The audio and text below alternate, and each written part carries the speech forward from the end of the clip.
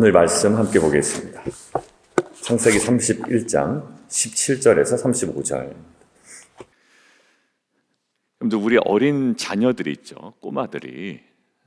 꼬마들보다 더 어린 자녀들, 정말 거의 이제 지금 젖먹이 정도 되는 아이들을 보면 그 아이들에게 있어서의 세상은 어디가 전부일까요? 엄마 품이 전부입니다. 그러니까 그들에게 있어서 엄마 품을 떠나면 난리 나는 거예요. 그죠? 물론 자기가 원하는 것에 집중하고 있을 때는 괜찮지만 품에 있다가 품을 떠날 때 난리가 나는 이유는 자기의 세상의 전부라고 인식하는 게 결국 엄마의 품이거든요. 자, 그 관점에서 우리가 한번 생각을 해볼까요? 아이에게 있어서 엄마의 품이 자기 세상의 전부라고요. 자, 그러면 야곱은 지금 자기 세상의 전부를 무엇으로 느끼고 있을까요? 야곱의 상황이라면 라반이 세상의 전부입니다. 왜냐하면 라반의 딸들을 아내로 받았죠. 라반을 통해서 지금 일하고 있죠. 또 어떻게 해서든지 라반의 것을 하나님께서 빼앗아 주셨지만 결국 라반의 어떤 소유에서 자기의 소유가 계속 이동되고 있단 말이에요. 그러니까 지금 야곱에 있어서는 세상의 전부가 라반이에요. 근데 지금 라반, 자기가 세상의 전부라고 느끼고 있는 이 라반과의 관계가 사실 좋지 못합니다. 그런데 야곱은 라반과의 관계의 어려움에도 불구하고 어제 분명하게 고백하는 게 있었습니다. 뭐였나요? 라반의 얼굴은 나와 함께 있지 아니할지라도, 성경의 표현은 무슨 표현이었다고요? 라반이 예전과 같지 않더라도. 그게 히브리어 성경으로 뭐라고 그랬습니까? 라반의 얼굴이 나와 함께 있지 않더라도 라는 표현이라고 그랬죠. 그러니까 지금 이 야곱에게는 세상의 전부가 라반이라고요. 그런데 그 세상의 전부로 여길 만한 이 라반의 관계가 좋지 않음에도 어제 분명한 고백입니다. 라반이 예전 같지 않더라도, 라반의 얼굴이 나와 함께 있지 않더라도 뭐라고요? 여호와 하나님은 나와 함께 계셨다라는 고백이에요. 결국 세상의 전부라고 여길 만한 라반과의 관계가 어렵지만 야곱은 하나님이 함께 하심을 분명하고 또 풍성하게 누렸음을 고백합니다. 여러분들, 저는 성도의 특권이 여기 있다고 생각이 됩니다. 근데 내가 느끼는 세상의 전부가 있다면, 누구는 그 비즈니스 환경이 자기를 둘러싸고 있는 세상의 전부라고 느낀단 말이에요. 그러니까 뭐 하나라도 안 되면 막 이거에 전전긍긍하게 되죠, 사실. 그죠? 여러분들, 자녀의 목숨 거는 부모들을 모르죠? 그게 내 세상의 전부입니다. 그러니까 여기서 뭔가 사단이라도 나면 내 인생의 전체가 다 와르르 무너지는 것 같은 느낌이 든다고요. 왜? 그게 내 세상의 전부였기 때문에. 결국 어디에 결정적인 타격을 탁 주면 거기에 대한 나의 반응이 결국 무엇을 드러냅니까?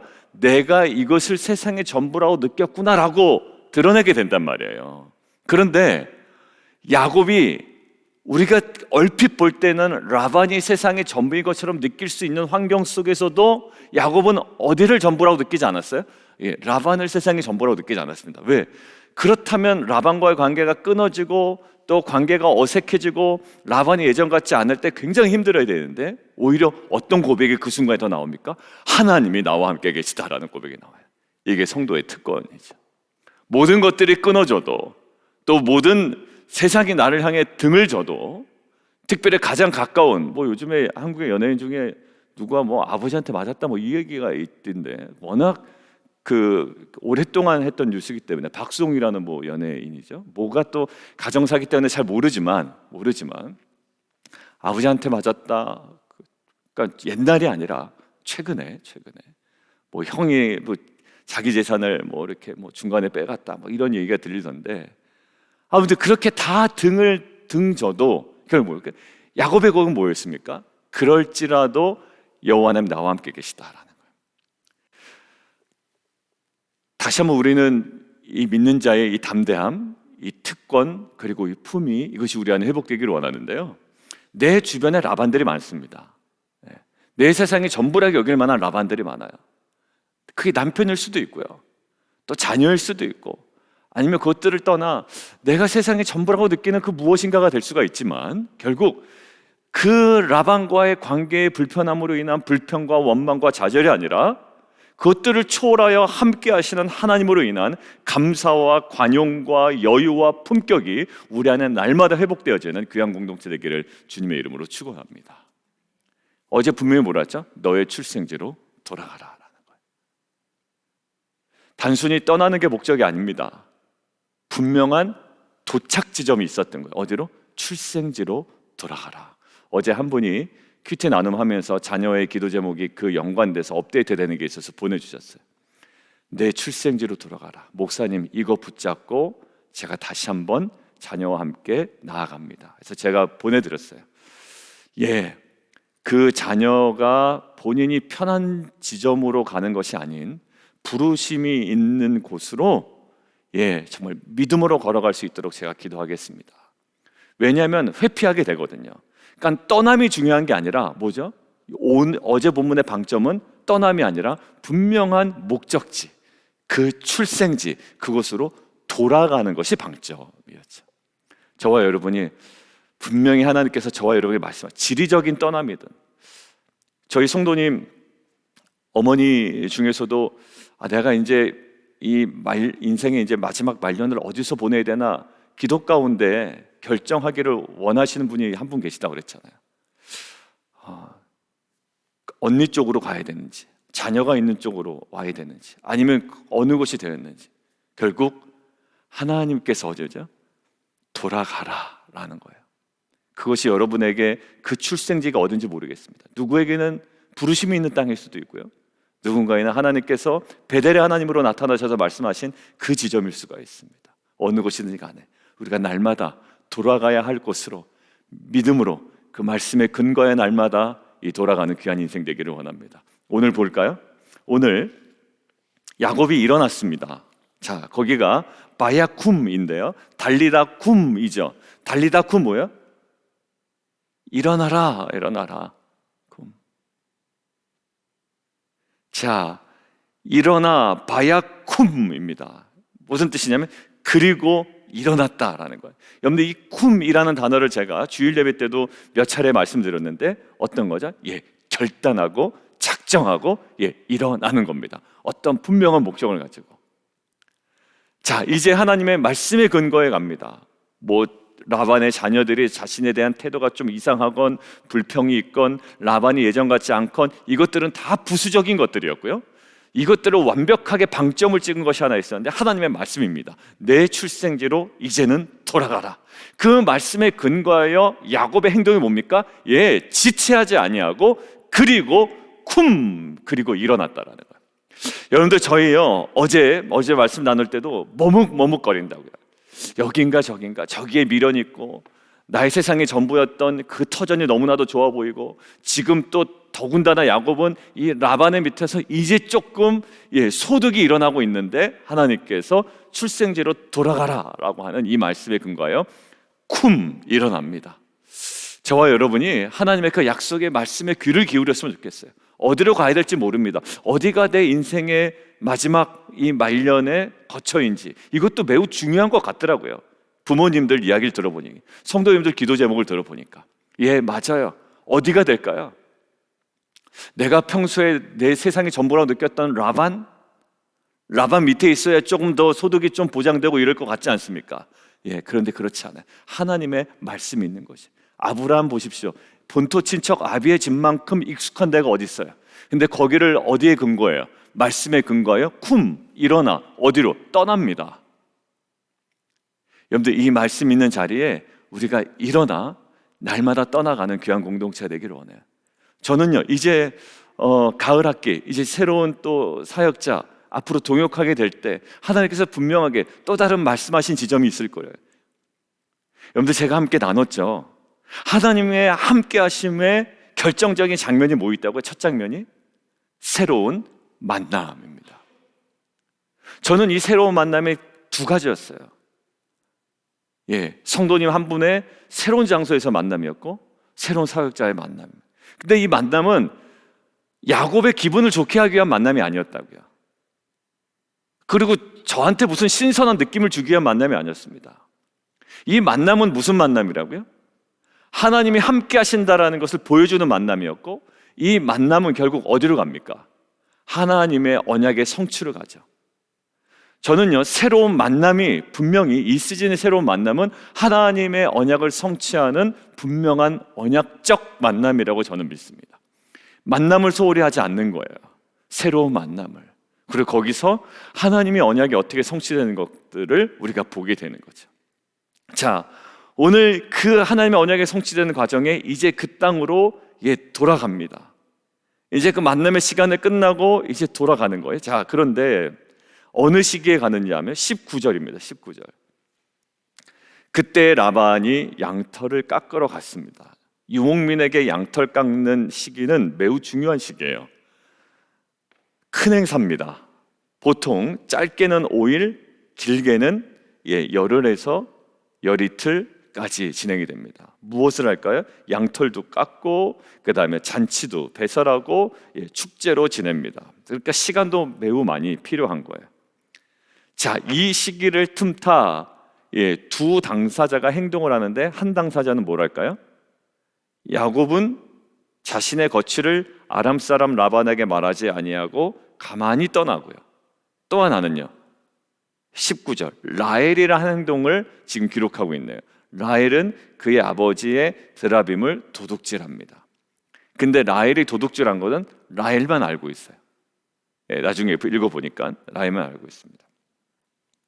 자, 라반에게 말하지 아니하고 가만히 떠나는데, 도망한 지 얼마 만에 이 소식이 들리냐면, 오늘 본문에 근거하면 3일째 이제 그 소식이 라반에게 들리기 시작합니다. 자, 그래서 라반이 어떤 행동을 하는가? 잘 떠났다, 이렇게 수용하는 것이 아니라 그것들을 받아들이지 못하고 23절 함께 읽겠습니다. 시작. 라반이 그의 형제를 거느리고 7일 길을 쫓아가 길르앗산에서 그에게 이르렀습니다. 어떤 목적이었는지 우리는 분명히 압니다. 아마 잡아서 어떻게 따지든지 여러 가지 어떤 무슨 일을 벌이려고 쫓아간 거예요. 좋은 의미로 간 것은 아닌 것은 분명합니다. 자, 이것들을 그냥 내버려 둔다면 어떻게 될까요? 결국 야곱과의 관계는 굉장히 어그러질 것이고, 어그러진 것뿐만이 아니라 아마 생명의 위협도, 아니면 그 이상의 우리가 상상하는 것 그 이상으로 뭔가 어려운 일이 발생할 것 같습니다. 그런데 거기에 결정적인 어떠한 그 요소가 들어가는데, 24절 함께 읽습니다. 시작. 밤에 하나님이 아람 사람 라반에게 현몽하여 이르시되 너는 삼가 야곱에게 선악간에 말하지 말라 하셨더라. 선악간에 말하지 말라, 밑줄 쫙 그어놓고요. 히브리어는 어떤 뜻이냐면 선에서 악에 이르기까지, 선에서 악에 이르기까지 말하지 말아라. 그러면 선에서 악에 이르기까지라는 히브리어는 무엇을 의미하는가? 뭐에 대한 관용적 표현인가? 라고 봤더니, 선에서 악에 이르기까지라는 것은 무엇이든지 말하지 말라라는 히브리어적 관용 표현이에요. 그러니까 너 뭐든지 뭐 하지 말라, 야곱에게 따지지 말고 물어보지 말라라는 거예요. 자, 그래서 일단 갑니다. 이 개입이 있고 나서. 자, 그런데 그 대화 가만히 보십시오. 이제 장막을 치고, 그 길르앗산에 장막을 치고 이제 서로 조인을 하게 된 겁니다. 7일 길을 막 쫓아가는 거예요. 아마 야곱은 식소를 이끌고 또 많은 또 재산을 이끌고 양들을 이끌고 다 이끌고 가기 때문에 아마 속도가 나지 않았을 것이고요. 라반은 이제 오히려 좀 더 빠르게 쫓아갈 수 있었겠죠. 자, 26절 한번 보실까요? 라반이 야곱에게 이르되 내가 나를 속이고 내 딸들을 칼에 사로잡힌 자 같이 끌고 갔으니 어찌 이같이 하였느냐. 자, 거기 여러분들 밑줄 하는 것일까요? 속이고 어찌 이같이 하였느냐. 이거 누가 누구한테 먼저 얘기한 겁니까? 야곱이 라헬이 아닌 레아를 먼저 넣어준 라반에게 한 말 여러분들 기억나세요? 나를 속임이 어찌 미뇨라는 거예요. 아니 삼촌, 당신이 나를 속임이 어찌 된 일입니까? 라는 거예요. 이게 지금 똑같이 누구가? 라반이 야곱에게 지금 하고 있습니다. 네가 나를 속이고 이렇게 끌고 왔으니 어찌 이같이 하였느냐. 그대로 당하죠. 자, 그런데 사로잡힌 자같이 끌고 갔다. 과장이 있습니다. 자, 그다음 27절 볼까요? 내가 즐거움과 노래와 북과 소금으로 너를 보내겠거늘. 거짓말인 것 같습니다. 그죠? 뭐 이렇게 보내려고 했는데 네가 그냥 갔냐? 약간 이것도요.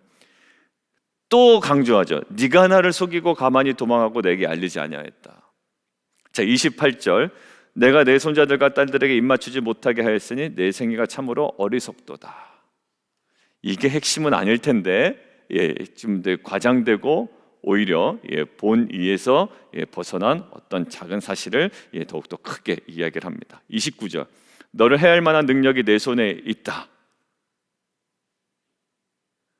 자, 그런데 이 모든 지금 라반의 감정의 이 격한 감정을 지금 딱 멈추게 된 일이 있는데 그게 바로 29절이에요. 너를 해할 만한 능력이 해야겠다, 해하려고 했다라는 거 아닙니까? 자, 그런데 내 손에 있으나 너희 아버지 하나님이 어젯밤에 내게 말씀하시기를 너는 삼가 야곱에게 선악간에 말하지 말라 하셨느니라. 무엇이었었나요? 하나님의 개입이 있었습니다. 오늘 본문에 있어서 제목이 뭐라고 되어 있습니까? 위기를 막아주시는 좋으신 하나님. 우리가 정말 최선을 다해야 되는 어떤 영역이 있는데, 그런데 그 이상을 넘어가는 우리의 out of control, 우리의 컨트롤 밖에 있는 어떤 상황을 딱 접할 때가 있습니다. 여러분들, 우리가 최선을 다하지만 막을 수 없는 길이 있다고요. 재정적인 것이나 아니면 행정적인 것이나 우리가 막 어디에 쫓아가서 뭘 달라고 그럴 건 아니잖아요. 정말 기다릴 수밖에 없어요. 우리 성도님 한 분 중에서도 이제 인터뷰 날짜를 기다리고 있는데 안 나오는 거예요. 뭐 백방을 해서 변호사를 통해서 알아보지만 여러분들 결국 뭐죠? 기다리는 수밖에 없는 경우가 대부분입니다. 자, 결국 지금 야곱은 무엇을 경험하고 있냐면 결국 이거예요. 놀라운 기적적인 사건을 경험하고 있죠. 그런데 우리가 지금 창세기에서 놓치지 말아야 될 가장 중요한 핵심적인 사안이 하나 있습니다. 뭘까요? 아브라함에게 말씀, 언약, 그리고 이삭에게 주셨던 언약, 그리고 고스란히 이것이 야곱에게 넘어왔죠. 이것은 뭘까요? 내가 너에게 허락한 것을 이루기까지 절대 너를 떠나지 아니하겠다. 결국 이 언약을 성취하시는 주체가 누구라고요? 하나님이세요. 가장 결정적인 순간에 결국 하나님께서 야곱도 모르게 야곱에게 개입하신 것이 아니라 제3자였던 라반에게 개입하셔서 라반의 마음을 움직이시고 그 마음을 잡으시고 결국 이 야곱에게 향하는 날카로운 칼을 무디게 하신 분이 누구냐면 이 하나님 여호와였습니다. 살아계신 하나님, 이 앞에 살아가는 우리가 결국 우리가 봐야 되는 것은 내가 원하는 기적적인 사건이 아니에요. 왜냐하면 지금 야곱은 이러한 기적적인 사건에 대한 간절함도 사실 없었다고요. 무엇만 있었냐? 말씀에 따라 쫓아간 것뿐이에요. 돌아간 것뿐이에요. 그리고 라반이 쫓아오는 것 사실조차도 인식하지 못했다고요. 인식했다라면 이것에 대해서 열렬히 기도하고 하나님 앞에 부르짖을 거예요. 그런데 그러는 적은 보이지 않아요. 그런데 지금 자기도 인식하지 못한 사이에 라반은 일어났고 치리길을 쫓아와 자기 앞에 지금 떡하니 서 있는 겁니다. 라반의 성격을 아는 야곱은 얼마나 마음이 두려웠겠어요. 그런데 결국 이미 이전에 누가 일을 하셨다? 하나님이 행하셨다. 저는요, 이게 무엇과 연관했다? 야곱에게 약속하셨던 언약의 성취와 맞물려 있기 때문에 우리가 지금 더 집중해야 되는 것은 무엇이냐면 내가 원하는 대로 하나님이 움직이시는 분이 아니라 내가 원하는 것조차도 없었음에 불구하고 언약의 성취를 위하여 하나님은 미리 일하셨고 결국 이 하나님의 선하심 속에 결국 야곱은 이 위기를 모면하게 됩니다. 사랑하는 성도 여러분, 우리 안에 하나님께서 내가 기도했더니 응답하시죠. 그러나 사실 내가 인식하지 못하고 있는 사이에 하나님께서 미리 일하고 계신 부분들을 우리는 지나고 나야 압니다. 이것을 뭐라고 얘기합니까? 신학적 용어로 섭리라고 합니다. Providence. 섭리예요. 섭리는요, 우리가 무슨 예지의 능력이 있어가지고 미리 하는 건 아니에요. 섭리는 지나봐야 아는 겁니다. 지나봐야 아는 거예요. 결국 야곱도 이 사건이 지나가야지만 무엇을 느껴요? 아, 하나님이 나를 위하여 라반을 미리 찾아가셨구나라는 거예요. 여러분들, 저는 지나가도 모르는 신앙이 아니라 그리고 미리 우리가 아는 척하는 신앙이 아니라 그 시간마다 행하셨던 하나님의 놀라운 그 은혜적 사건들을 하나님의 섭리 가운데 우리가 믿음으로 받아들이고 그 다음 행보에 또 다른 믿음으로 우리가 나아갈 수 있는 귀한 공동체가 되기를 주님의 이름으로 축원합니다. 우리의 믿음이 자랑할 것도 없고요, 사실 우리의 시선은 늘 한계가 있는데 지금 야곱의 시선을 다시 한번 열어주신 거예요. 여러분들, 그리고 또 한 명의 행동이 있었죠. 누구의 행동이 있었다고요? 라헬의 행동. 근데 라헬의 행동은 누구만 안다? 라헬만 안다라는 거예요. 근데 결국 라헬의 한 행동인지는 모르지만 드라빔이 없어진 것을 라반이 캐치를 합니다. 그러면서 다른 것들은 따지지 못하지만 이 결정적인 행위를 갖다가 이제 걸고 넘어지려고 합니다. 30절 한번 읽어볼까요? 시작. 이제 내가 내 아버지의 집을 사모하여 돌아가려는 것은 옳거니와, 그것은 인정한다라는 거예요. 그 다음에 어찌 내 신을 도둑질하였느냐. 이 드라빔은요, 편안히 살다라는 타라프에서 파생된 거예요. 왜 훔쳤느냐? 두 가지 의미가 있습니다. 첫 번째는 이거예요. 이 드라빔을 가진 것은 가족의 어떤 뭡니까? 이게 하나의 우상이잖아요. 수호신, 이동식 수호신. 그러니까 이동하는, 어떻게 보면 사원이라고 할 수가 있습니다. 이동사원, 어디든지 가져갈 수 있는 포터블, 휴대폰처럼요. 자, 그런데 이것이 상속자로서의 권위를 상징하기도 한다고 그래요. 이것을 훔쳐가면 나중에 그 사람이, 이거로 따지면 라반의 사후에 뭔가 상속자로서의 권위를 주장할 수 있기 때문에 훔쳐갔다라는 썰도 있고요. 또 하나는 뭐냐면 그냥 우리가 지금 흔히 생각한 대로 주술적인 의미로 훔쳐갔다라는 것이 있습니다. 어느 쪽이 맞는지는 모르겠지만 결국 어느 쪽에 더 비중을 두냐면 후자 쪽에 많이 두죠. 주술적 의미로 그냥 뭔가 먼 길을 떠나가는데, 얼마를 지금 떠나가냐면 직선거리로는 한 500km 되고요. 이거를 이제 경로를 따라가면, 우리도 내비게이션 찍으면 보통 처음에 뭐 나옵니까? 거기까지 5마일 나옵니다 라고 처음에 딱 두고 계산돼서 내가 가는 경로는 몇 마일 나와요? 조금 더 나오죠. 관심이 없으셨나요? 보통 딱 처음에 찍어서 첫 화면은 직선거리가 나와요. 5마일. 그래서 5마일로 알고선 보면 나중에 몇 마일이에요? 7.5마일 나옵니다. 왜? 아까 5마일이었다고 왜 나중에 7.5마일이지? 처음 5마일은 이 지점과 그 지점의 직선거리가 5마일이고 이제 너가 이 경로를 따라가면 결국 7.5마일 가야 돼, 이렇게 얘기하는 거거든요. 지금 뭡니까? 직선거리는 500km 정도 되고요, 이 경로를 따라가면 한 700km 정도 되는 거리예요. 그러니까 먼 거리를 가야 되니까 이 여인이, 라헬이 이런저런 의미로 아마 훔쳤던 것 같다라는 것들이 조금 더 비중이 있는 해석입니다. 자, 그런데 저는 여기서요, 라헬의 이 행동을 좀 묵상을 해봤어요. 근데 왜냐하면 이 라헬이 이것을 가져가는 것은 사실 여호와 하나님을 믿는 신앙으로서 별 중요하지 않는 일이거든요. 이것이 있어야지만 안전하게 그 땅에 도착하는 것도 아닌데, 이것을 훔침으로 인하여, 몰래 취함으로 인하여 지금 어떤 위기가, 지금 라반이 트집 잡을 수 있는 어떤 요소가 하나 생겨난 거예요. 우리 안에 그럴 때 있잖아요. 오히려 큰 일을 감당해야 되는데 작은 소탐, 뭐라고요? 대실이라는 거예요. 여러분들, 이거 중요한 일이었습니까? 아니요, 중요한 일 아니었어요. 이거 첫 번째, 이것이 라반이 죽은 다음에 상속권을 주장할 수 있는 어떠한 상징이기 때문에 라고 해도 별로 중요하지 않았고요, 믿음의 사람으로서. 그리고 이것이 주술적인 의미가 있다면 더더욱 중요하지 않았던 일이거든요. 근데 중요하지 않은 일에 소탐, 결국 이것 때문에 큰 것들을 잃을 뻔했단 말이에요. 비즈니스 할 때도 그렇고 직장과의 관계도 그렇습니다. 작은 것 관계에서 내가 취하려고 무슨 거짓말 하다가 오히려 큰 것을 잃어버리는 경우가 있어요. 그것들 봐요. 관계에서 그 조그만 거 뭐 하나 얻으려고 거짓말 하나 합니다. 없는 것도 있는 것처럼 막 지어냅니다. 왜 그런지 이게요, 참 희한하죠, 사람이. 집에 금송아지 없는데 금송아지 있다고 뻥치기도 하고, 왜 과장되게 얘기하는지 모르겠어요. 그런데 여러분들, 그 작은 말을 한마디 때문에 오히려 나의 어떤 그 신뢰나 이보는 그대 완전 바닥으로 떨어지는 경우가 있어요.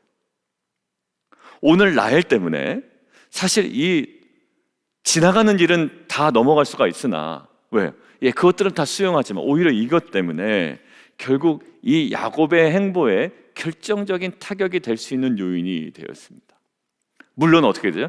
라헬의 기주로 결국 이것을 덮고 있는 하나님의 은혜로 이것들이 넘어가긴 합니다만, 저는 이 라헬의 어떻게 보면 상속자로서의 권리를 주장할 수 있다 한들 그것도 의미 없는 일이었고, 지금 하나님께서 빼앗아 주신 하나님을 경험했는데 무엇을 자기가 더 얻겠다고. 그다음에 두 번째, 주술적 의미라면 이건 더더욱 아니고, 최근에 우리가 뭐 조그마한 것들을 얻으려고 우리가 거기에 몰입했던 것이 있다면 오히려 더 큰 것들 잃어버리는, 큰 것을 놓치고 있는 우리의 모습이 있지 않나 좀 생각해 봤으면 좋겠습니다. 무엇이 있을까요? 신앙적인 부분을 오히려 다 놓쳐버리고 내가 바쁜 일에 몰두해 있는 거예요. 그냥 내 피부에 와닿는 일에 그냥 내가 매몰되어 있는 겁니다. 말초적인 만족에 매몰되어 있는 거예요. 여러분들, 말초적인 그 어떠한 그 욕구에 딱 내가 사로잡히게 되면 영원한 것이고 거룩한 것을 못 봅니다. 기독교 신앙도요, 기복신앙에 딱 잡혀버리면, 기복신앙에 잡혀버리면 이 우리가 가야 할 영원한 본향, 이것에 대한 소망은 없어져 버리는 거예요. 오히려 영원한 본향에 대한 소망으로 이 땅의 어려움들을 감당해내는 게 기독교 신앙인데, 오히려 말초적인 내 만족 때문에 영원한 것을 놓쳐버리는 거예요. 복음서에서 뭐가 나옵니까? 복음서에서 땅에 보화가 있죠?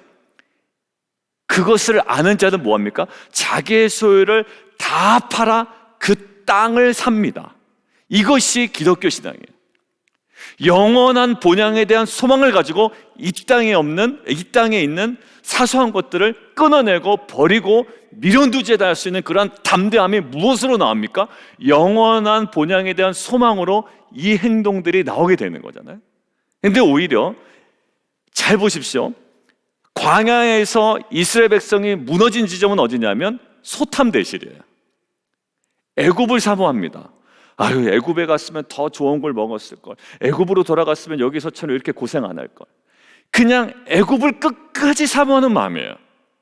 하나님께서 무엇을 주셨는데, 약속의 땅을 주셨는데, 돌아가야 할 그 땅을 주셨는데, 본향을 주셨는데, 오히려 말초적인 만족에 우리가 머물러 버리고 기복신앙에 머물러 버리는 거죠.